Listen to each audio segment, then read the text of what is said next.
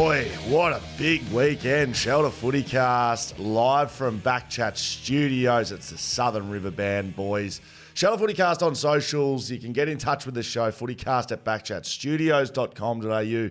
Mark Reddings joins me. Hello, Skeeter. How was your weekend, mate? It was a good weekend. My tipping's a bit like ray gun on the breakdancing front, not flash, but creating a lot of discussion. 3 out of 9 you got. Yeah, I was average. I was poor. And I was leading the West footy tipping last weekend. Now I reckon I'm... You've been leading the West... for one round. Is that right? Yeah, I've just hit the front and then I choked. As soon as I got to the front, I choked. The pressure came on. I gave it that one, yeah. No, I was... The Dockers. I tipped everything that I shouldn't have done. Anyway, it was a tough run. I think you did pretty well, and you'll tell me that with a lot of confidence and a lot of, big jammery, and that'll sum you up for the weekend. Big jammery. Very good. I mean, we watched a brilliant game of footy together yesterday. Yeah. We'll get into that one. We'll make sure we break down the Richmond St Kilda game. What an absolute marvellous... Break dance it. Marvellous spectacle of a game that was.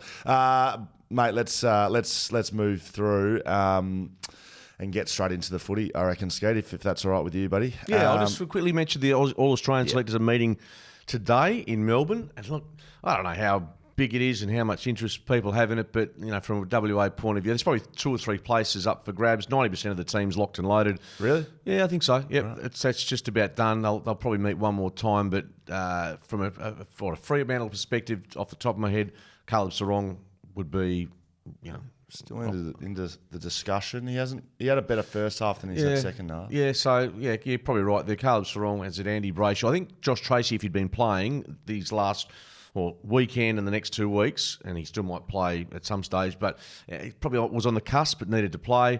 From a West Coast perspective, I think Jake Waterman and McGovern and Waterman are the two that I think if Waterman can kick a handful of goals between now and the end, he becomes a strong discussion point. So the goal kickers right now, Jesse Hogan sits on top. Has to be a certainty. Charlie Curnow probably puts his hand up again, and then who's the next? Ben King's at 3, but he's going just Waterman goals by default, is he? I'm going I'm not knocking him. I'm just saying I think Waterman probably, if you're looking for that, I think he might be. Yeah, well, he's still got 52 for the season. He's third, so he has. But to be fair, I think those two. And look, Waterman and McGovern, the standouts for West Coast. The Olympics finished up. You mentioned Ray Gunn. The more I look at that, the more annoyed I am with it. I watched it live and I was pissing myself laughing because I was like, this is strange. And then the more replays I've watched, the more information I'm starting to get on that. It's a stunt and it pisses me off because I love the Olympics. I love how these athletes have got to work 4 years for maybe one moment that they've got to go out and win, and our most successful Olympics ever. And you've got some clown running around doing the snake and bloody dingo dance out there. Like, seriously, piss off. And piss off. She'll be in the media. She'll be talking shit. She'll be getting brand deals. Piss off. Take your breakdancing and piss off, Skeeter. Oh, yeah. Well, to be fair, piss off. No. Well, you want me to answer or not? I saw Anna Mears. No, I'm still going. Anna Mears, the chef de mission. She's out there defending her, telling what about her story, mate? What? No, keep going. What? The chef de mission. I love you. Sort of. You got the. Look, she's talking about her story and why everyone shouldn't be piling on. Mate, she's out there taking the piss. That wasn't her routine. Wasn't it? She's doing the kangaroo dance out there, mate. She's flapping around like a snake on the ground. There's no way that she's gone and thought, this will get me votes. She got 0 and her opponent got 18. I watched almost all of the breakdancing of the women's. It was intriguing. There wasn't a person that got under 5 and she got 0. Intriguing. I can't believe you watched. Intriguing. I used my words carefully and to be fair, she didn't put breakdancing into the Olympics. She wasn't the one who selected herself. Yes, well, I think she might have selected herself. Yeah, I think she paid for her own way. She inserted her way in there. I mean, that's not an Olympic sport. That's just bullshit. I agree with you. It's not an Olympic sport. Snapping I have down no a interest stick in the that front. as an Olympic sport. Mind you, I'm not big into skateboarding either. When you've got the kids with their iPods and doing their AirPod. What do they call it? Anyway. I knew I was going to run into trouble talking about that stuff. Kids with their iPods. I'm with you. Anyway, I'm not big on that, but she could be bigger than the Hock 2 girl, I reckon, at some stage when she comes back to Australia. Far out. Okay. Well, Adele's spoken about her. Who? Adele. Hock 2. Yeah, no, about Ray Gunn. Oh, God. So if Adele's talking about her, you know that she's going viral. A little shout out to my Aquinas footy team, won a premiership on the weekend, Skeet, good result. Yeah, it was awesome. Like been a tough month for the lads. We lost one of our teammates, Nick Campo. So to get up and win that, I've said to them all year, and I've been coaching there 2 years. The premiership I won for Geelong College back in 2006 sits just alongside my West Coast one, and I've got more. I don't want to say mates, but like more lifelong friends from my Geelong College than I probably will West Coast. And we're all tight at West Coast. So it's not diminishing West Coast, but what you do at school. So that happened over the weekend. And awesome. just off the back of that, it reminds me of a story in brief about Dougie Hawkins. I remember interviewing him, and he went through a similar situation as a coach, I think it was, or certainly a mentor at a junior footy group in Victoria. Back Marsh, maybe. Down that way. And they'd lost a young man through, I think, either an accident or illness. And it galvanised them. And, you don't have to go through that horrendous time, but I'm sure would have been a few tears and a lot of emotion amongst it. So well done to the Aquinians who celebrate, and it's it's just a bittersweet moment for them given what's happened this year. Yeah, but good to get up. That's good from you, and I know you're being sincere, mate. You're a Trinity man. No, as well. it's that's all just bit of bluster and fluff. But that was a pretty tough time for the school. Okay, let's get a little sting here. Will Schofield, Mark Reading, Shuttle FootyCast. Okay, there's a bit going on this weekend, Skeet, on and we predict things are going to happen, and not too often do they happen over the weekend. Can I just predict? I'm about to get thrown under the bus. No, I'm getting thrown. No, I'm actually rolling myself out. I'm rolling myself out. I can't remember you stuffing up. Well, last week on the podcast, mate, I got some proper heat from Eagles fans. Well, they weren't happy with Monday. You had some real. They weren't happy Monday. Real grit about what you were saying. You were pretty strong. I'm employed by the club. You can't say this. How does a premiership player speak about? I would just defend myself by saying I'm just saying what I think. But I tried to balance it, and I wasn't doing it just to play devil's advocate. I actually think that, and a bit like I copped on radio this morning and yesterday, you and I with some of the texts about Justin Lomia. The emotions are great. The emotions are so violent, and just like the results, and people are just swinging. And you were getting a bit flustered last Monday about it all. So what have West Coast done? They've come out and bloody won, Skeeter. They've come out and bloody done it against North Melbourne. And the question's got to be asked: Will Schofield finally say something positive about West Coast? You got to. I don't think you can argue with it. Can I start with a negative? Why not? Well, they kicked 3 goals with 7 minutes to go in the third quarter, and then they just absolutely got on a run and a roll. But it wasn't all roses, was it? But a good win in the end to West Coast. Building culture, building wins is very important. And as we spoke about with Jared Schofield, Skeeter, if he was able to come into the club, get him playing competitive footy, winning games, he was going to put his hand up as a real candidate for the top job. And I just saw the back page of the paper. I mean, they're up and about. The West, they have completely embraced Jared Schofield. And so is he number one candidate? I think, we know those that have pulled out with Dean Cox and Jamie Graham. Josh Carr. So the question is, and I was speaking to someone last night who was on the plane back yesterday to Melbourne from Perth. Chris Scott was on the flight. Now, he just stayed overnight, and not saying he had a coffee with anyone.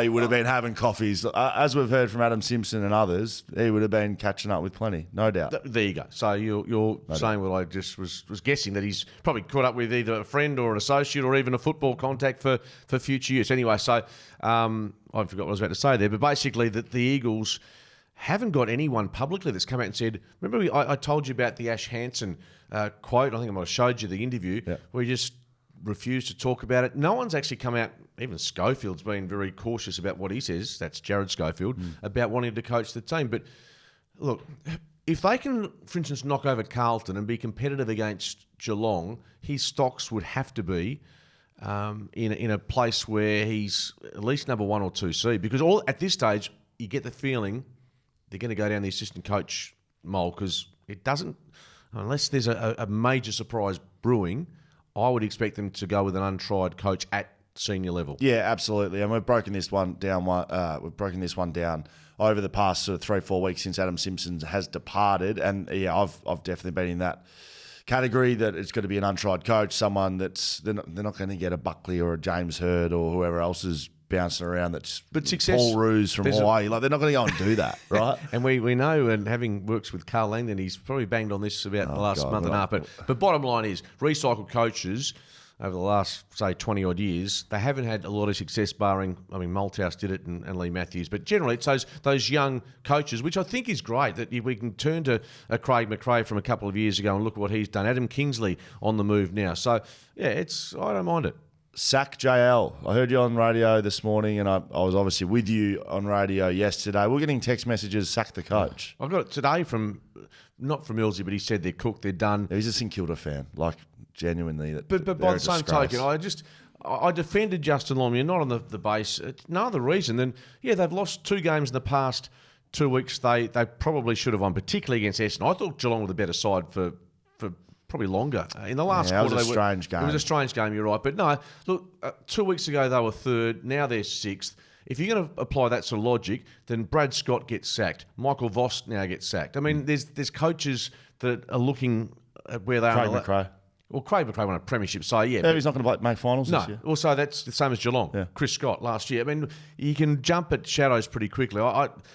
Obviously, they've got to tweak some things. Put it this way, here's where if the Dockers don't, we're talking the Eagles obviously, but 5 matches this year they've lost by a combined total of 38 points, including those 2 games in Adelaide. And the 2 games that have been tight, they've beaten Sydney by a point. They deserve to win that. And they drew against Collingwood, which they probably were lucky to draw. So they need to tidy up those close results, and this season looks completely different. But the frustration from the Fremantle fans is, I understand that, but they're not cooked just yet. They have lost 5 games this year after leading at 3/4 time. That leads all teams in the AFL. The next closest is 2.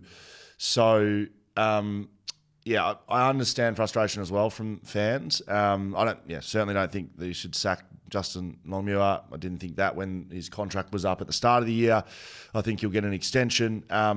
However, what they're doing in last quarters, and I saw it in the Geelong game and I saw it in the Essendon game, like in big moments, you need players to stand up, and there's structure and strategy around it, and they would have gone in depth around their centre bounce stuff and around their clearance stuff from the week before against Essendon.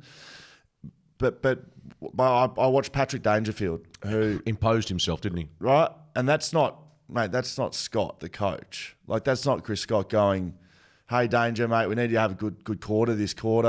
We're going to do this and that with structure and strategy." No, it's Patrick Dangerfield going, "I'm the man. I'm going to get my team over the line." Fremantle in the last 2 weeks have not had that, and I respect greatly Freo players in Fife and Brayshaw and Sarong. They're their senior players inside. You've got leaders in the back line like Luke Ryan, and you've got guys up forward as well that are able to do that. I didn't see that. I haven't seen it for a couple of weeks. That's the difference. And I think, look, if you're trying to draw an analogy between Dangerfield, I saw a really good contest between Dangerfield and Fife on the wing. Fife's the play if you're looking at experience and credentials. I'm not sure he's got that in his game anymore to change a game. Like he doesn't seem, even look, I think it's been important that he comes back into the side and the role he plays, but I don't think he's got a Dangerfield type game in him still. No. Is that being a bit harsh? Maybe. I think right at the coalface he does. I watched him on the weekend getting closer. I thought he was pretty, I thought he was good. Yeah, he's good. Don't get me wrong, but Dangerfield taking some big mark, doing some things you thought, well, that's, he probably is the difference in that last quarter to Fremantle pressing, but they didn't, to be honest, I didn't think at any stage in that last quarter they looked like winning. The point being, Fremantle, I don't think it's on the coach.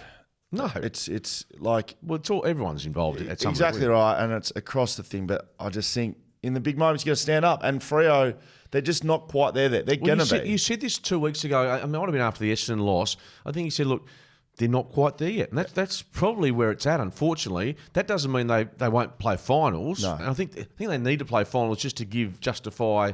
It'd be heartbreaking to miss after thinking about top 2, pretty confident about top 4, having 2 or 3 or 4 bad weeks, and then that will really have a sour taste in your mouth at the end of the year. they're a real chance to miss finals now. Like Of course, it's yeah. definitely potential, and looking at the results, predictive results, they will miss finals. But yeah, predictive results. I know, yeah, but there's not 3 out of 9. 3 out of 9. I mean, the predictive results are only predictive. Yeah, but 6 weeks out, I agree with you. Not 2 weeks out. Like, there's only 2 games left. There's only so many more games you can win. Well, they only need to win one to play finals, you'd think. Yeah, and who they got? Well, they've got Port Adelaide in the last round. They've got Giants away. Now, they're going to start favourites probably against Port, maybe not. And they're going to start outsiders. At Adelaide Oval? No, it's here. Okay. So, no, if you don't hold the faith, not that I'm a Dockers diehard, but that's the last game of the round. that is the 4-10 game They're going to need to Sunday. win that to play finals. Absolutely. And we've just spoken about them standing up in big moments, Skater. So don't mind me if I say I'm not very confident in that happening. Well, I tell you what, you fluctuate pretty quickly because 2 weeks ago you were starting to roll out the merch again. We've just spoken about them not standing up in big moments. You're telling me with no games remaining in the season, they've got to win a game to make finals, and you're confident in that? With what you've seen this year? 2 games remaining. They've got to win one game. When it gets to, they're not going to win next week. GWS beat them. In the last round of the year, all the games are going to have been played. Every eye in AFL football is going to be on them. It's the biggest pressure game maybe that they've played. Yeah. Are you confident they win that? Yeah, I think they can win it. Oh, Jesus, Skater. If we look around the AFL, Skate, I just wanted to touch on something outside of West Coast and Fremantle. Sure. Something that caught my eye and ears on Friday night footy. Craig McRae, home ground advantage. No, don't start because I was going to launch into that as well. Let's go. Because would have been paid at the MCG. I thought it was a throwaway line, but I just heard it replayed. He was passionate about it. It was like a Nuffy fan at a press conference. Would have been paid at the MCG. It was a free kick. I think it was a 50-metre penalty. That's, I think, was the right call, which wasn't made. So that's put that on the table. I think you agree. It should have been 50. Yeah, yes, agreed. But that happens all the time, i.e. North Melbourne, Collingwood. And not just that. Talking about that, and I ran this audio on Saturday morning on radio, and I said, look, I understand his frustration, but if he's using the analogy, if this was at the MCG and the crowd affirmation, well, bear in mind, Collingwood generally have the majority of fans in the outer. They have already played 12 games at the MCG this year. They have 2 more to come at the MCG. That's 14. They've played 2 games at Marvel. So even at Marvel, as an away team, they'll have more fans. That gives them, even with 14 MCG games, they should be getting the better rub of the green at the MCG. If that's his thinking, wow. Well, he's actually correct, Skeeter, so I don't think we can pull him up for being incorrect and telling lies, right? So the average free kick differential for home team based on crowd size. So not necessarily where it is, but how many are there. And at the MCG, you're going to get the biggest crowds, right? 0 to 10,000 fans, there's a differential of 0.2%. 10,000 to 25, 1.3. 25 to 50, 1.8. But at 50,000 plus fans, which Colin would get most weeks at the MCG, it's a 2.5% differential. 2.5 free kick differential. So therefore, Collingwood's easily on the better side of the averages. Craig McRae, I know he's not going to be under pressure. He's a premiership coach last year. He was shitty on Friday night, though, you could tell. Well, as he should be, mate. The Collingwood Football Club have done nothing but underperform this year. They're going to miss finals. They led by 27 points. And you talk about, people are potting the Dockers and they can pot different teams for... They coughed up a 5-goal lead, which they did the week before against Carlton, but survived. So we've been in love with this Collingwood side for the last 2 or 3 years. They've found ways to win and they get over the line and they win close games. We don't talk about what they can't do. They never put sides away, ever.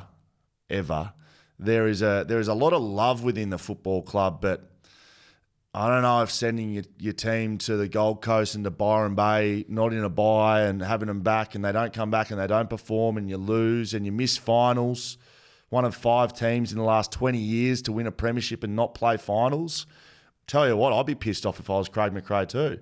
They've underperformed. They've been poor this year, and they're going to miss finals. They're going to miss finals, are they? They're going to miss finals. Okay. Do you think? Oh no, most Scared likely. of the Oracle. What do you got for us? Everything's like this is going to happen. Millsy, they're gone.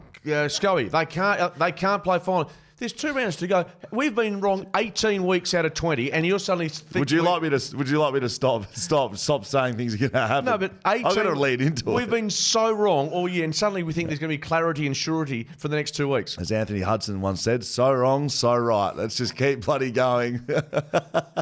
A bit of Caleb action there. Good on you, champ. Will Schofield, Mark Redding, Shelter FootyCast. Very, very good. Thank you very much. There is a bit of an offer going on right now, Skeeter. The Shelter Hazies, right, that you tasted. I had one at 8:15 in the morning, just I quietly. would have liked a little bit more from the taste test from you, other than it's good. Having just had a chance to reflect on the taste, it was very summary. I think I described that later in the summary taste. And I'm not a beer aficionado, as you know. Yeah. What did you say? You said maybe. Well, I think one with the missus, you'd be able to just crack one open. The ladies might enjoy the taste of it. You know, blokes generally like the beer and yes, yeah, the beer, but the women hard to get them away from the. If Dan keeps laughing like Dickie Knee over there, I'm going to seriously stick a fork through his ear. Dickie Knee. I will, Dan, if we could take some notes and make sure that we do approach Shelter as the new marketing bloody put him on billboard. I like the taste of that, the hazy, it was fruity, it was summery, and it was nice. I mean, I was at 8:15 in the morning. I mean, they haven't had a beer like that since Melbourne Cup Day last year. Oh, very good. Well, Skeeter, you'll be happy to know that there is free shipping on all Hazy IPA orders. Giddy up. For 1 week only, right? Okay, so whereas there's some discount codes right now, 10% off FootyCast you can use. FootyCast on the Shelter Brewing website. Sorry, you've rattled me, Skeeter. 10% off FootyCast at shelterbrewing.com.au on all Hazy orders right now. It will expire at the end of this weekend's footy. So the last game ticks over, done and dusted. That leaves us alone. So FootyCast will get you those right now. shelterbrewing.com.au. Skeeter, let's get into it. You got 3 right this week. So do you want to reiterate that? 3. Yeah, I got 3. I got 5. Now you went well. Yeah. Where are you in the scheme of things? Any footy tipping? No, I don't put my nuts on the line like that. I just talk shit and just move on. I can't even remember what I said an hour ago. West Coast defeat North Melbourne by 5 points in what I think players at West Coast will look back as one of the great wins they've been involved in. And that could be overselling it, I know, but given what's going on at the footy club, given the new coach, given where they were, as I said, 3 goals kicked with 7 minutes to go in the third quarter, to be able to do that, to kick 12 goals, because they kicked 15, didn't they? To kick 12 goals in 40 minutes of footy and to run over a side away from home, West Coast haven't been able to do that for 3 or 4 years, mate. So that's a big win for West Coast. It is. And there were, 11 goals kicked in the last quarter. I'm not sure it's one of their greatest ever wins at players. I mean, certainly senior players have been there for a while. I mean, it's a good win. I mean, bear in mind North Winning's Melbourne. winning, though, No, I agree, but it's a good win. They'll love it. No, of course they will. I'm not knocking it all. I mean, North Melbourne are, to be honest with you, 42 inside 50s for West Coast, 59 to North. So they butchered their moments to win. So let's try and put it in perspective. But yeah, you can only, and that's a character victory. No, a lot of character shown by them in that. I mean, Oscar Allen was quiet, bobs up and just explodes, kicks 5, and really has a big last quarter. It had a big third quarter in that 7 minutes to go. He kicked 2 of those goals as well. Big contested mark and a big snap as well. So that's leadership. That's what I'm talking about in big moments. And McGovern likewise. He's, as we've discussed, all Australian. He's so important to this team now with Tommy Barras obviously out, and I'm not sure will Tom get back before the end of the season. Well, he did his hammy, so touch and go. This hamstring awareness stuff that was getting rolled out, he did his hammy. I'm not sure why. I'm still not sure why clubs don't just say exactly what's happened on the injury front. No one cares. Just say it, and then we can get on with it. So he may not play. 2-3 week turnaround. He may not play ever again for West Coast. Yeah, which is that'd be. You talk about farewells. He's a guy that deserves to be acknowledged if in some way if we don't see him again. But if he's going to Hawthorn, which tell you what, we'll get to them at some stage. But to put Barras in their back line, and that's a team that, as I say, black booker. Yeah, very good. Tristan Cherry. I think he's the All-Australian ruckman. I think you're right. Max Gawn, yes. I think it's Cherry. Yeah, it'd be interesting to see where that lands because sometimes by default the All-Australian selectors go to the player with the bigger name, but if Cherry doesn't make it, then he'd have to ask himself, what more do I have to do to be in that position? That's true. And he was close to leaving. He wanted to get out. He wanted to go to St Kilda a couple of years ago. That's right. So this is huge for him and just shows you that if you can fine middle ground, and he's now looking at a long-term deal. Yes. Harley Reid, do you reckon that's mark of the year? Yeah, it's very good. I think we discussed it yesterday. Is that perhaps he just need to hang time a little bit longer? Needed to lay on his back, I reckon. Something a little bit more dramatic. But you've got to go up against Jamie Elliott and Bobby Hill. He's in the top 3. I think that's fair to say. Because that was advertised when he came to the club that he took hangers, right? And he's taken a couple of good ones already, but that was the biggest.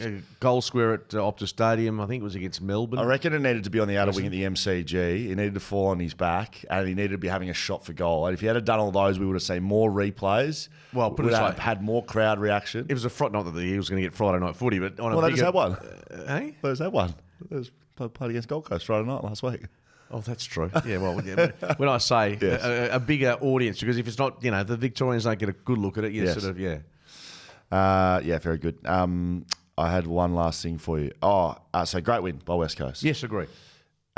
Andrew Gaff, they're playing him 2 games. Yeah, I know you're about to lead into something. Well, you're about him being, there it is, the picture of him. Now, he led the team off the ground. I don't know why that was the case. I know it certainly just ruffled your feathers yesterday when we discussed it. Well, I love Gaffy. This isn't about Gaffy. This is about the process. The walk-off and the chair-off and the clap-off for everybody. It's his last away game. That must be the reason. I didn't do it. I'm just saying this is the reason he might have. And albeit it's in Hobart where there's 17 people there. God, I mean, it's like, what do we just get off, clap, go off. Well, congratulations, your last game in Hobart. I don't disagree with you. What do you mean? He needs a chair off this week. So is he? Sorry, he's playing this week against Carlton. Sorry, hang on. I've just discovered something while talking about it. Hold the podcast. Why isn't he playing in Geelong in the last round of the year? Because he's having a home farewell at his home ground, and then Geelong's closer to bloody Melbourne, which is where he's from. Why is Hobart the last game? Because you don't want to get cheered off when you've lost by a margin, which is what's going to happen, I think, against the Cats. So why doesn't he go for 301? And I'll keep talking about 300. It's 279 and 280, not 300 and 301. You're talking semantics. It's AFL Life membership. It's going to happen. Put it this way. I think it's the footy club has embraced it. The players embrace it, probably. Yeah, because we love Gaffy. Yeah, so therefore, who cares? It's not like... have a look at some of the waffle players they've got running around at the moment. They're not exactly setting the world on fire, let me tell you. Petrocelli's in there, Jermaine Jones. We've seen them. We know what they can do. I'm not saying I have a problem with him playing. We don't need the bloody clap off and the guard of honour. Like, where was North Melbourne's guard of honour for him? Why don't they do that? Why are we having to go at North Melbourne for that? Well... The Dockers had a guard of honour for Jeremy Cameron at the weekend. Did they? Yeah, for 250. Did he get chaired? 250? Why don't you were at the ground with me? I wasn't watching. Did he get 250? Riley would have been. Did he get a chair? Jeremy Cameron? Yeah, he did. Yeah, he did. Who was? There was a couple of smaller players underneath him, wasn't there? Might have been Stengel. Close. He's about close. He's his best He had spinal damage. That was a big lift. Could I just interject here? Sorry. Yes. I don't know if Jaden, if I'm allowed. No, please. I thought you were going to say we hadn't been recording. On things, no. While we're on things that you're not sure about, what about every staff member in the team song after the West Coast win? Thank you, Daniel. This is sounding like a little bit more back-chatty to me. But you mean hitting the big issues, yeah? I saw some. Look how happy Joe Biden is, mate. Hey, I'm Kamala. So Kamala. I've reincarnated myself as Kamala Harris, and we were leading in the polls. Thank goodness. Who's we? All the Democrats, the good guys. I saw some faces in the Dan, and that's another. Mate, players only in the team song. I know we want to include everyone. I know everyone's along for the Is that right? Yeah, mate, there was coaches. There was, mate, I saw board members. I saw board members. I saw no, you didn't. No, I saw non-footy staff. Mate, I saw there were a lot of faces in there, mate. And someone who's just at the club and they were, how dare you attack we're trying to build a culture here or something. That's fine. Let the players sing the song, right? Let the players sing the song. And then that's it. I know that there's former players in that room that were watching. Oh, we're going, what is going on here? Imagine players sing the song. Don't worry about the other people. You just stand around the outside. And you want to sing along as well? Sing along. It's actually quite a strange thing that we all get together and sing a song after a game. It is. Well, it's a strange concept. It is, but I see in rugby league what they do is they sit around. They've got, seriously, great beers. They've got a can of beer, shelter, and they start banging a drum. It's like from the Stone Age. It's brilliant, and it's what they do, and they love it, and they go out in the gas, and they go and drink for 12 hours, and then they go do to a training. few other things, and then they come back the next weekend and bash each other up all day. Right. Now, I think I'm just going to read this. Look, Riley, he's been a great help. He's been over here in Perth. He's a Geelong man. Took him to the footy. Settled in. He's with his cat scar. Which, that did remind me, you said the Dockers were the bet of the weekend, for what it's worth. This is a direct quote from Will Schofield on Thursday's show. This is what Riley's written in the run sheet. Oh, beautiful. If I had to pick my guarantee of the week, it would be Fremantle to beat Geelong at Optus Stadium. Guaranteed to win. Absolute certainties. Will Schofield, Shelter FootyCast. And I do recall, I said that's a huge call because Geelong, anyway, I didn't tip Geelong, but you were far more confident about it than me. But so you've made a goose of yourself, let's be honest. Thank you, Skeeter. There was a late out in this one. There was late outs on both sides, which shock. Gary Rowan from Geelong side of things. Chris Scott just has that every week rolling out. But then Sean Darcy warmed up with the side. That was a big out. So I don't know how close they thought he was going to get. Clearly pretty close. He was strapped up and out there running around. So he pulls out late, puts Luke Jackson into the forward line. I think that's the biggest miss that Freo had on the day. Patrick Voss, Matt Taberner, who gets subbed out, and Jai Amos. Not having Tracy, but not having Jackson. Like they lost two of their key forwards before the game, effectively. Yeah, and Voss, to me, I mean, he just had a day that he'd rather forget. His confidence isn't there because he hasn't been playing. Like, he got a lot of his hands got to the ball a lot, but he dropped a lot of them. That's a confidence thing. We've seen Josh Tracy do that in years gone by. Yeah, true. I don't disagree with you, but I mean, bottom line is that's playing good waffle footy, and he's playing decent waffle footy. Yep. That's what you do to try and get yourself, because you're going to get called up at a whim. And that's what happened with Tracy unexpectedly going down. So it's a bloody hard thing to do. Oh no, I don't discount it. Don't discount it, but you have to take your chances. I was really disappointed with the moments he had. He had one terrific effort in the pocket, broke a tackle, passed the ball off. Double done, aren't you? Yeah, it was brilliant. But outside of that, he's put into the ruck, which isn't his one wood either. So no, I thought they were outplayed by the Cats for the majority. I thought their forward pressure, the Cats early on, was terrific. That's why they established a 4-goal lead because of that, and some of the tackling, including, as I said, by Jeremy Cameron. And like the Manor, the mature age bloke. Sean Manor, he's got some wheels. Kicked 6 in a grand final last year for Werribee. Was it last year? Yeah, it was last year. He's a gun. Riley tells me about Manor. He's sort of been trying to find his way and his positioning for Geelong, but he's finally kind of settled in a role where he's able to be a little bit more unselfish. Maybe the knock on him early because he's such a gun at excuse me, such a gun at state league footy. In the VFL, that you come into the AFL and you still want to be that player, but he just needs to find his way in the ride. That's what Geelong do really well. If we can give some credit to them, Jeremy Cameron is 250th, Geelong and Dangerfield's last quarter. But Geelong had two players with over 20 touches, and they were efficient and they played their roles. Like they if you look at a role-driven footy club, that is what they are. They've got players just playing roles, and they all do their job.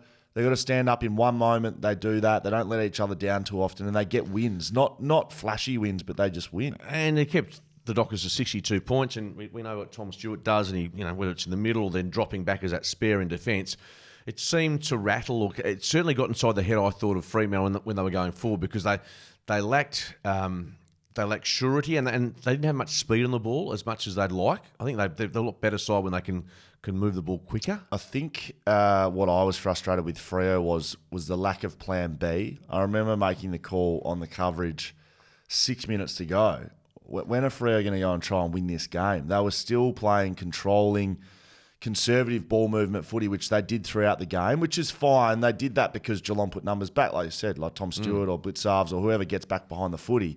So sometimes you can beat that because you have a loose up the ground. You take up that, you try to draw them up the ground, and then you can get them.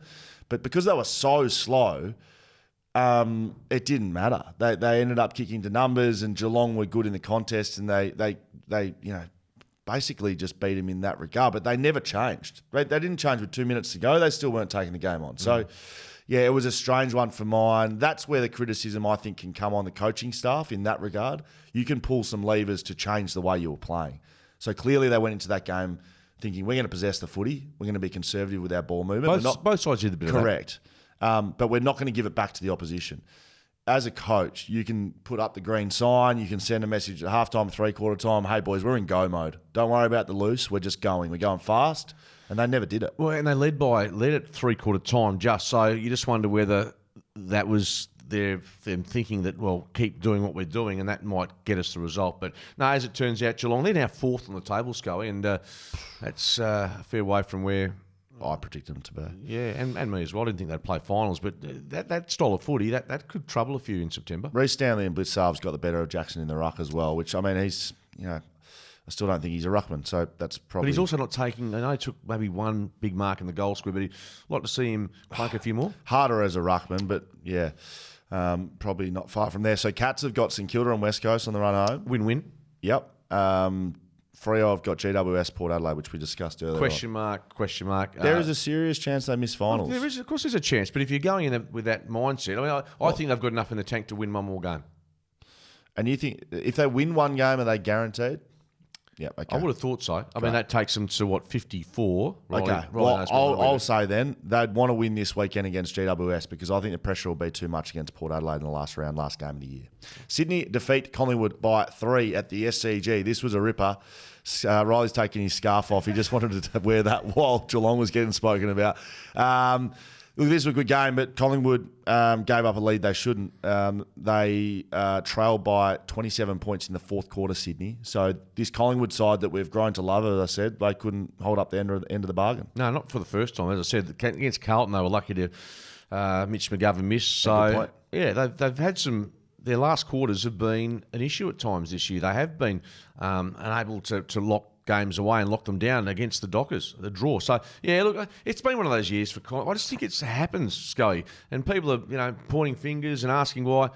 Premiers, it's very hard to replicate back to back, and whether it's injuries, whether it's form, whether it's just a tiny couple of percentages off in terms of your appetite. So it's no surprise to me. And obviously teams go to work on what Collingwood does well. I've been in a side like this, right? 2019. We made finals, but we weren't, I don't know, we actually were pretty good in 2019. I think we might have almost won more games than we did the year before, but we probably didn't get a few things right. And on reflection, you look back and you think, well, we didn't get that right. I think Collingwood will be the same. I think they've butchered some things on the field, the way they've played. I think they've butchered some things off it, right? Their messaging, the player stuff.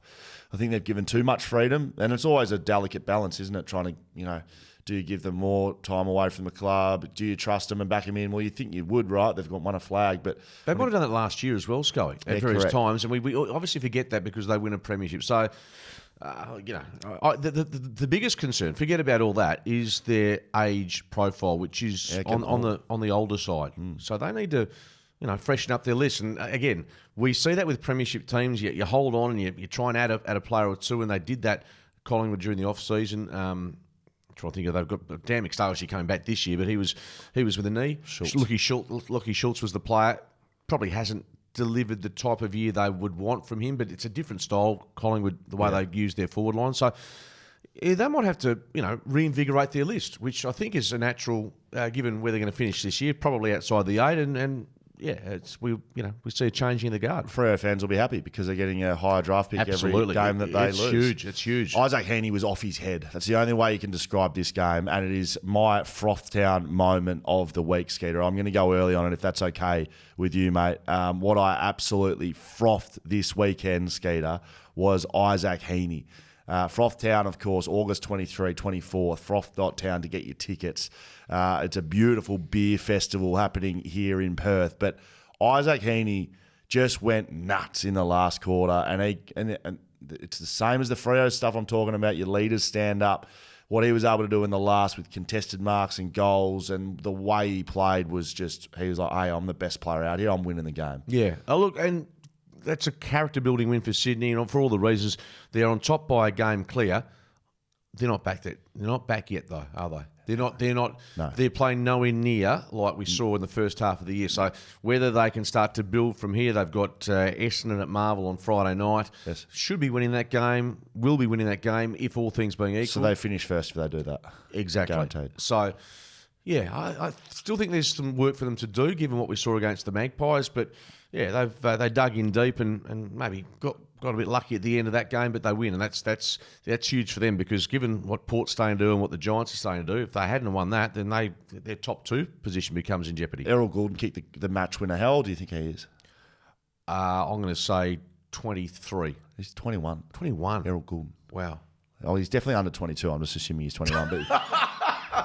But we did the 22 under 22 on BackChat on Friday. So he's... And I couldn't... Errol Goulden was sitting there. And I was like, geez, I can't believe how young he is. Yeah, I mean, Josh Tracy's still at 21. There's players you think... Yeah, that's crazy. Yeah. Like, given the size he is, that's nuts. And Goulden was kept pretty quiet, I think, for... Yeah, but kicks the match winner. Yep. So that's all you need to do in the end. Let's move forward. GWS defeat Brisbane by 18 at the Gabba. Huge win for the Giants in the scheme of the season. Massive. Yeah, it was. And bear in mind, it looked done and dusted at quarter time. 4-7 to 1 behind. And I'd had a little interest in the Giants at the line. I'm thinking, I'm in a world of pain here. But they've got a pretty good record against Brisbane. They have shown an ability to I guess, match their style of play or certainly expose them when they get the opportunity. And their second half was just brilliant. They've kicked, 8 goals to 2. That's a huge win for them. It catapults them up to third position. We know that Jesse Hogan with 3 goals is 4 clear on the Coleman medal table. My Frothtown moment is we're both going early. Young West Australian. Wears a helmet. Darcy Jones. He kicked a couple of goals, one of which was almost the sealer in the last quarter. Yes. He's quick. He's been through a lot of injury concerns with his knee reconstruction, missed 12 months of footy. Kid from Swan Districts, really happy for him, and he is my Frothtown moment of the weekend. Young West Aussie doing it big for the Giants. You can even slice it into, I saw a social media post, Aaron Cad Boy turns into Aaron Cad Man. He kicked 3 goals in the last quarter. He was big, and he's a guy that I watch, and I just think in the next 3 years, I've talked about young players, he's going to be a superstar, Aaron Cadman. I know he's not getting it all right now. He's just not quite getting to the right spots, just dropping a few. But he's a Tracy type operator, I reckon. Like he's just going to have a year, either next year or the year after, where we go, oh shit, they've got one of the best key forwards in the league alongside Jesse Hogan. So, yeah, gone. 3 goals in the last quarter. And getting Kelly back, getting Cornelio back. And I'll tell you, he's a player that I really like when he's been inserted into the midfield. Brent Daniels has been able to really spark his side. So this time last week, we said Brisbane were premiership favourites. That result now, because Brisbane drop out of the top 4, the Giants have to be. They look like they're really starting to build at the right time of the season. Started well, went through a tough patch, now starting to get back to that type of form. They've got the Dockers to come. They finished with the Bulldogs. So 2 massive games for them as well. They could be boom or bust in that period of time. That's why it was such an important game, that Brisbane game. They lose that, then they've probably got to win both games. And so they give themselves a bit of flexibility. Now Brisbane will play Collingwood and Essendon to finish the year. So they've got to keep winning to play top 4 because they're 5th at the moment.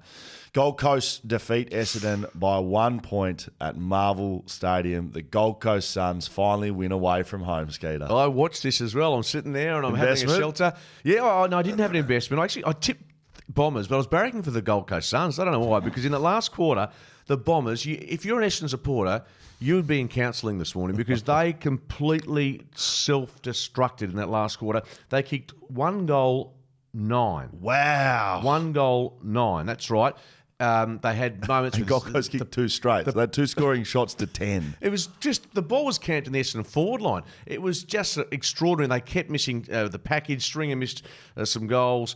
I think it might have been Gresham who kicked the match-winning goal, but gave away a free kick with a push in the back. That was there. That was there. It was a push in the back. So, with 30 seconds to go, a minute to go, I thought the Gold Coast Suns are going to get a chance here. Whether they can take it and whether they take the oxygen and get back to a set shot or a snap.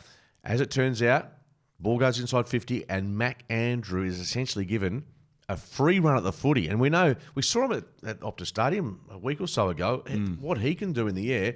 And sure enough, he clunks it, siren goes, and he joins the long list of players that have managed to score a goal after the siren to win a game. Well, this play, Sam Collins actually stood right up in the last sort of minute of the game. He had basically two intercept possessions. The first one, he got it. Instead of banging it in there, he went wide, missed the target. And the full, was it? Yep. Oh, no, it went out of bounds. Throw right, in, went towards the goal, and then they cleared it again, and he won another one-on-one against Sam Draper, who, not sure how he was in the side, Sam Draper, with Todd Goldstein. They drop big boy... Brian? Big boy Peter Wright. Oh, Peter Wright. and play Draper as a forward, and that's what you get. It doesn't compete on the wing. Sam Collins, one of the best key defenders in the league, goes whack, see you later, gets it back in there. Mac Andrew was starting a melee 20 seconds before he took that. He was trying to punch on with blokes. And King was very good. Grabbed him by the scruff of the neck and said, "Mate, we've got to win the game." And which he did. He went and won the game. And then again, as you'd expect from Nuffy supporters on social media, he got racially abused. Did he? Oh, it was horrendous. It was just so. It's not no point giving it because they're anonymous cowards. And I tweeted. I actually tweeted after the match something positive. I said the Mac attack. I was so happy, and the smile on this kid's face, it was just brilliant to watch. So I just thought, after having a couple, it was worthwhile acknowledging. Yeah, racial stuff can get right in the bin. Absolutely. I don't think we can lump the entire Essendon fans. No, but there's what I'm saying. There's anonymous, but he did cops. I think stuff was thrown over the fence at him as well. Well, just piss off. Just don't come to the footy. Just stay at home, watch it in the living room, throw your rubbish at your own TV, and then you can clean it up and go to bed. You know what? And now, time for bedtime. Once they did that, then of course they turned on their own team, and the Essendon faithful, who had the edge last week against the Dockers, suddenly have got no edge. Boy, Essendon, I don't know what to say about them. They're just chronic bed shitters. Port Adelaide defeat Melbourne by 2 points. It was a ripping weekend of footy. This was on at the same time, and I thought either my app is stuck because the scores just didn't move, or it's got to be a Shizen game. And as it turns out, it was probably because it was close. It was exciting, and again, I had a little investment on Melbourne here, and that was a successful venture. I don't think you don't invest in it. I tell you what, you're a very active investor. Well, this weekend, because my wife was at the movies, I thought, well, let's just lean back and try and. Well, I mean, if she's not at the movies, is she saying, Mark, what have you got on your is she monitoring your activities? No, she does occasionally. Yeah, she keeps an eye on the transactional account. That's okay. I don't have too many vices in life, and if yes, I'm you having do. no, not smoke, too many. you drink, no, you gamble. I don't, no. Don't worry, I'm just not the pot caller to kettle black. I understand my vices, but you're saying you don't have any vices. You state mine publicly, and I'm just going to sit back and just I won't pot you. I'll just say no. You've probably got a few issues to deal with as well. Okay, sorry. Right, I have the odd dart, not many. I drink on the weekend. And I punt on the weekend. That's all. So relax. Move on. Very good. Top four well and truly on the cards for Port Adelaide now after that one. Huge crowd, 17,000 people at the MCG. What about... Yeah, but you got to pay credit to the Horn. He was a difference probably. Yeah, he was. Very, very good player. Zach Butters, also elite. And 4 goals to Cozzy Pickett. He tried his best to get his side over the line. But why was it so low scoring? To be honest, I was watching the other game. That's the issue. I sort of switched over for a few moments. Why do we do this? Why can we not put them at different times? Yeah, for instance, the goal. I guess from a TV perspective, the Gold Coast goes back into Queensland at 7:30, and for Adelaide, Gold Coast fans are watching all? I don't know, but it's done for TV. But you're right. It's there's 2 games decided by a combined total on the same night of 3 points. Yeah, correct. And we'd watch them both if they're at different times. Exactly. But no, Port Adelaide was a real grind, and they always looked like they could win the game, but it, as I say, took Horn Francis to bob up, kick a couple of goals, and that's a huge win for them, and albeit an ugly win. Puts them clear in second position with a little percentage buffer over the Giants. We know what Port could do during the home and away season, and they finish with... Obviously, Fremantle at home, and they have got a home game, a showdown this week against Adelaide. That's a big game. That's a big game, and I'm expecting them to win that. But, Adelaide's form's probably not too bad given what we saw yesterday. But, yeah, Port Adelaide, again, they're going to find themselves in a pretty sweet spot for September. But we know they can play home and away footy. Can they translate that into winning games in September? Yes, that will be the question. Talking about, I think you said ugly, Hawthorn defeat Carlton by 74 points at the MCG. Look, should be said, Carlton got absolutely ravaged by injury in this one. Charlie Curno's done an ankle. Fogarty's done his collarbone. Jack Martin, another hamstring. Sard, another hamstring. And Boyd, a quad. So 3 of those being soft tissue injuries tells me they've butchered that regard this year, that we've seen too many soft tissues coming out of Carlton. But watched the first half of this, and Hawthorn were dominating them before they got the injuries. I don't think the injuries will get used, but this is a Hawthorn game. They rocked up. They kicked and used the footy. They went quick. They moved the ball with ease. Their running power. Yeah. That's what just struck me just watching this match on TV. And the second quarter, they really put this game out of reach of Carlton. It was like 3 goals apiece at quarter time, 5 goals to 3 behinds. And they just, what we saw from them will work in September. We know that. And you've been on the train for a long time. But they're a good team to watch. I mean, they kick 100 points. They do it with a bit of pizzazz, a bit of showmanship. No, they're a team to really embrace. I know Sam Mitchell was saying we're only 1 loss away from our season being over, but you'll probably won't remember this, but back in 1987, Melbourne. They're difficult to remember, yeah. How old were you?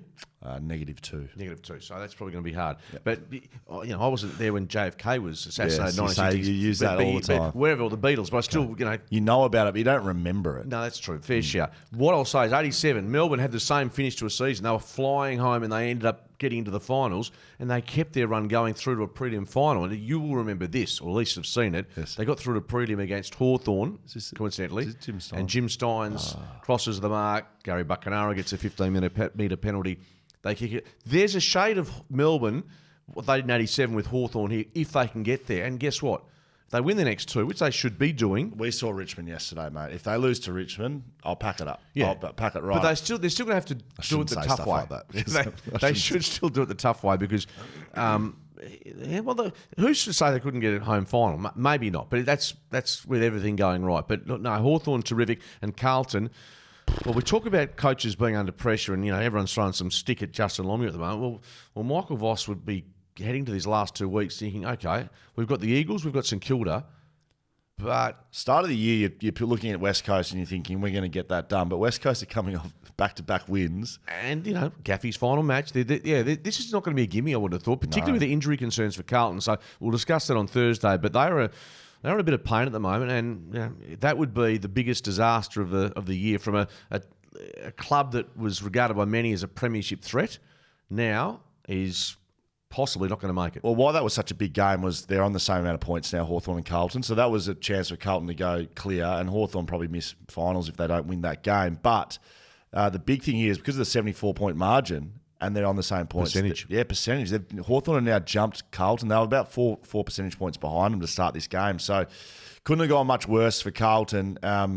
Mate, missing finals. Injuries, Curnow, Fogarty, Martin, Sard, Boyd. Oh, wow. That's a huge list of players. Hawthorn play Richmond and North Melbourne. Yeah. The last 2. So they win those 2. They win those 2. Carlton play West Coast and St Kilda. So we don't know if they win those 2. St Kilda defeat Richmond by 48. I will just say I've seen some shit footy and over this year and others. And people talk about the state of the game and the rule changes and the players playing. Are they stronger or tougher or better or skillful or whatever than they used to be? The rest of the round we've just spoken about, elite. Like, you can't question the state of the game because we've got close games, we've got a close ladder, we've got sides that are playing great footy. These 2 sides were so hard to watch. It was some of the shittest footy I've ever seen in my life. Richmond, I tell you why you've got 4 players out the door in Rioli, in Baker, in Graham, and in Bolton. It's because there's they see no future. They had 24 tackles for the game. They had 2 tackles inside 50 in the last 5 minutes of the game. They had 0 inside 50 tackles for an entire game of footy. They had 6 tackles in the last half of footy. That is disgraceful. I couldn't commentate the game. I was muting my mic and pissing myself laughing. I was in hysterics. Which is a pity because it meant that I had to do more work. Which that was deplorable. It was. And St Kilda weren't much better. No, well, they win their 9th game of the season. Well done, St Kilda. Okay, we can only beat what you're up against. So they almost kick 100 points. Ryan Marshall and Membry I really liked. From a Richmond perspective, you're right, they were poor. Dan Rioli is probably close to their best player with what he did. But no Liam Baker injured. Shea Bolton, very quiet. So if you're looking at players coming back to WA for a reason. See ya. Jack Graham, I'm not convinced Jack Graham will be... If he comes to the Eagles, I'm not getting too excited. I'm sort of 50-50. I don't really see the huge attraction there. But nonetheless, they were poor. They're 2 games of percentage behind North Melbourne in last position, and St Kilda, well, they're not travelling that flash. But as we spoke yesterday, they've probably got a bigger upside, or certainly do, than Richmond at the moment. So, but they're going to finish with probably 9 or 10 wins, which would be going backwards from last year. Whoever's St Kilda playing, guaranteed wins. Geelong, guaranteed. Carlton, guaranteed. St Kilda are terrible, and they only looked good because they're playing Richmond. That's the worst game I've ever seen.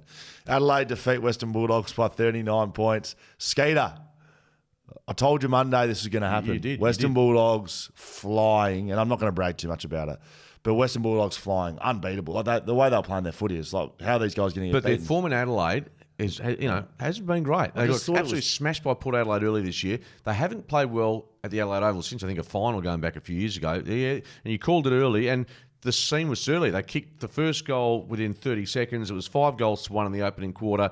Bulldogs kicked 9-18, which is very similar to that match against Port, where they weren't in the game, and whether it was their head or their heart or whatever it was, all their head. That was just a poor performance. Darcy Fogarty, with the biggest thighs in footy, kicks 5 goals.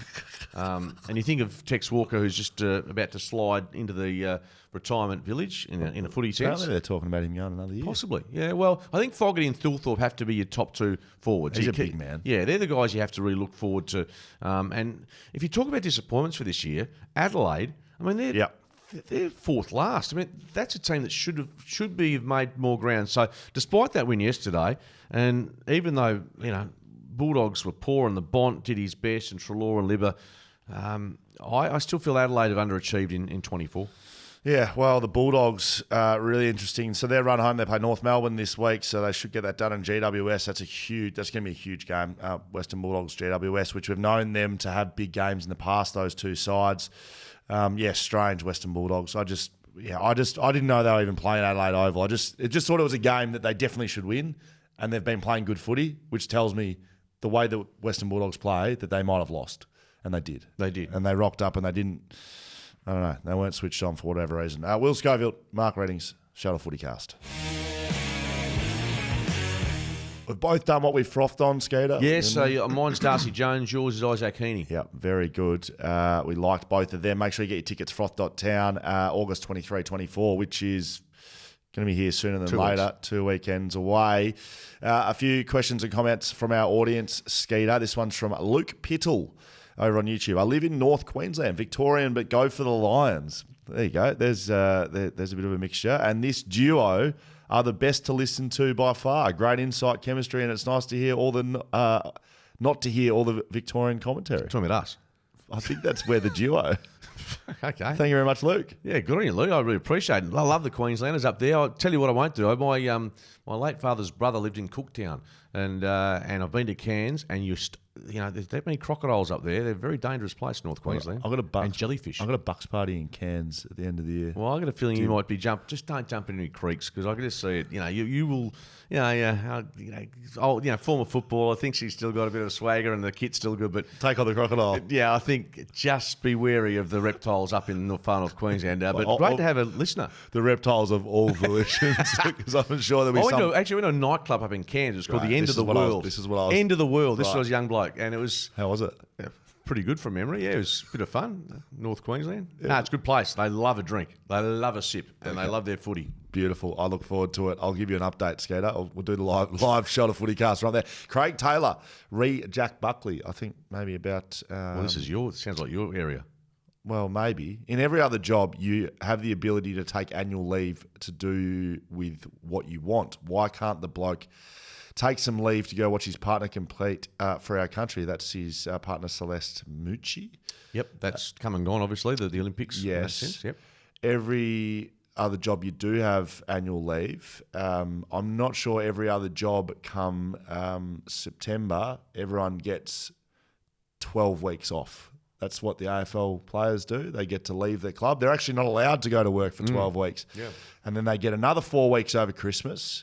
And then they've got a substantial workload from January through to September. So don't worry too much, Craig. They get plenty of time, right? This isn't a normal job. That's why they get paid a lot of money. I reckon you summed it up really well. And to be honest, we're in a sort of a business where we can try and sneak away for a week or so. We've got to be here because that's the time of year that the busiest work comes in footy. So I've got no issues with that. I mean, I think it's a bit different. Look, it's saying if you're a cricketer and you're playing in England and your partner's having a baby that you come back to. I mean, there's certain moments in your life you don't want to miss. But if we want to talk about normal jobs, like if you work a job and there's, let's call it 26 projects you have to put in on time, and you need to do a good job, and you need to, I don't know, to keep your job, you need to make sure they're put in correctly and you hit every marker. Well, that's what the AFL is. You got 26 games if you include finals, and you need to rock up every week. You need to do that, and if you do that, then you get looked after financially, and you get looked after with leave. That's why it doesn't make any sense to say I'm going to go to Paris, which Jack Buckley didn't do, by the way. Which I've said that multiple exactly. times. And bear in mind, look, most of us. I mean, I got married in October. Most footy people either get married out of season or I manufactured so you have your kids out of season in February. So you do it so you're not putting. It's different. Mind you, if you're in Melbourne, you've got a relative who's passed away in Victoria, for instance, or a funeral. There are exceptions, but obviously, it's done on compassionate grounds. But by and large, for a holiday, I'm with you. Yeah, Paris. A couple of wines out in the. Oh, guys, I came at last. Yeah, it's a very nice spot. Kat McAllister, last one, says, "Boys, love the show, but Sherry is not cherry. Tristan Sherry, not what have we been cherry. calling? Oh, I think I say cherry because I've got gags with my mates in fantasy. We call him Cherry Evans, as in the NRL player. Don't worry, I called a bloke yesterday Coulthard, and he wasn't actually playing in a game. Oh, So, I was saving that for the end of the show. We're working together on St Kilda Richmond. Skeeter, who does a great job. If you ever listen to Skeet commentating, one of the best in the business, just very natural, been doing it a long time. And I'm watching along as special comments. You just let the play-by-play do his work. And Ben Miller. Right, Who's number 46? And we are interviewing Ben Miller tomorrow or Wednesday over in Melbourne. I'm off to Melbourne for a couple of days. No invite for you, Skate. But we're chatting to Ben Miller on BackChat, so I know exactly who Ben Miller is, and not many people would. But you look up, he takes a great mark. And it had 6. I could see the 6. I couldn't see it was 26 or 46. So you've looked to your run sheet, which has all the players, including emergencies on it, and you haven't crossed. I always cross out the emergencies when I'm doing it because otherwise I do it because I do exactly what you do. Looks down and go, great mark, great contested mark too. Coulthard, I liked his work today, and then it keeps going. David Coulthard, right? No, what's his name? Not David. That's the racer. Matthew Coulthard was not playing, and I lost my shit. Well, that's what I thought I'd sworn, and obviously Carl the week before, 2 weeks before that, had inadvertently dropped an expletive. C-U-N-T? Yeah, we dropped that C word, but he didn't know, and I couldn't talk because I was Jaden Hunt. He said, Cole, coming... And then, he dropped that next word. So anyway, I thought I'd done something of the same type. It was a C word, but it was Coulthard, but it was wrong. Will Scoville, Mark Reddings. That is us all done and dusted. Shelter FootyCast on socials. Make sure you follow us along there. FootyCast at BackChatStudios.com.au. Sign up as a VIP of the podcast. You're going to hear a little bit of extra content coming up right now. Mark Reddings and I will go through a bit of the action. If you're a VIP, you're going to get that. If you're not, go and sign up.